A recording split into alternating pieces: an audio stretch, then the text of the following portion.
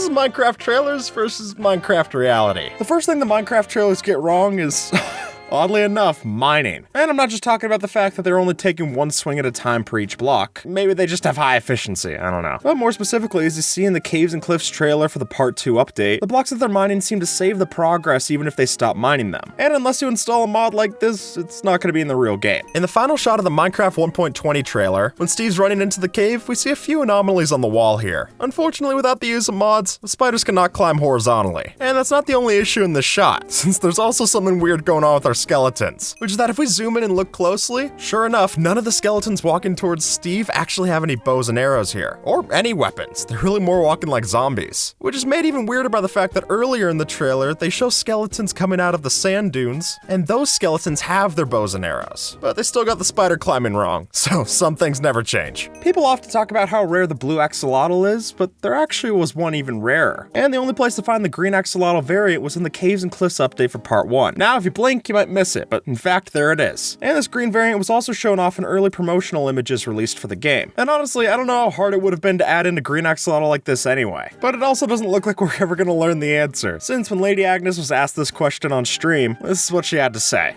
Yes, I'm not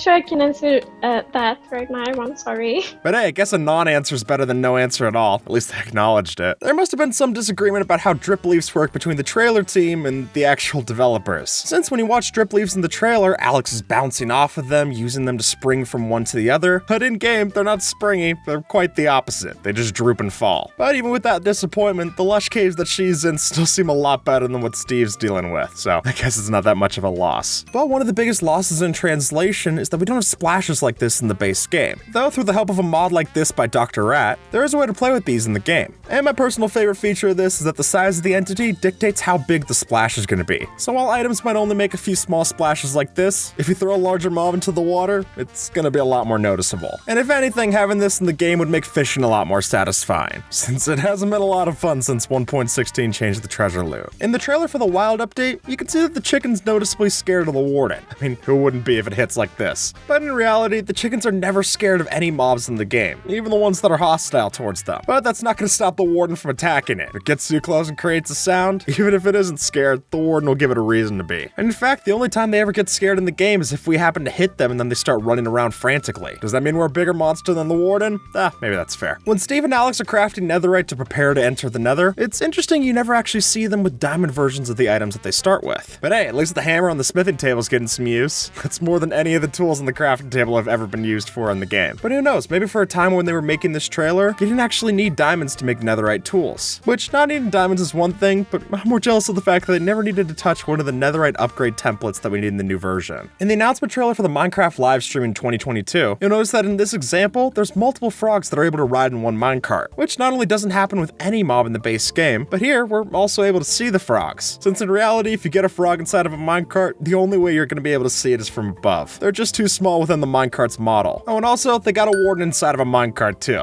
Don't think I didn't miss that. If you take a look at goats in the Caves and Cliffs trailer, you might think that they're a hostile mob, but in reality, they're not nearly as aggressive. And in fact, one of the reasons they seem so docile in the game is that they'll only go after you if you're unmoving. And since players rarely stand still for very long, you really have to try hard to get hit by one of these. Oh, and they also only ram at you every 30 to 300 seconds, which even on the low end of that range means that you got plenty of time to be safe. This brief moment in a Minecraft trailer is still burned into some players' memory. And the reason for that is this bit of blue dust in the background. And with just those few frames, players went wild with theorizing. Maybe it was some blue alternative to redstone, or a new thing like cobalt. But more likely is that it could have been some unused form of the blue dye, since in this update there was a lot of changes made to the dyes that we had. And key among those is making lapis lazuli no longer used for blue dye, but rather you have to craft it into a separate item. And given the fact that it's the cleric throwing it out and they're used to using lapis, that seems more likely in my head. And also in the Village of Pillage trailer, you'll notice something interesting if you study the cat, which even though most of the mobs in the trailer tend to be animated pretty close to their Minecraft models, a big notable difference is that the cattails aren't rigid in the game, so you'll never see them move this way. Now I know, you also won't see the mobs dancing the way that they do in the trailer, but it's an interesting little visual discrepancy that they normally try to avoid in these things. Oh, and also, cats like to sit on chests, not barrels. Even if you were to download numbers of different shaders, it's almost impossible to recreate the kind of lighting system that we see in the trailer, which makes sense. It's pre-rendered, but even if you go through all the effort that low-res Bones shows off here, we can get the textures right, we can add on torches emitting light from hands, but all the little intricacies are never to be seen. And to me, the most disappointing to that is that we can't create shadows like Alex does with this dead bush. That would open up a ton of fun pranks. And this channel, that would be right up our alley. When Alex falls off her roller coaster into the lush cave, you'll notice that this behaves very differently from how minecarts fall in the base game. For one, both the cart and Alex seem to experience some form of proper projectile motion, whereas in actual Minecraft, entities tend to have immense amounts of drag through the air.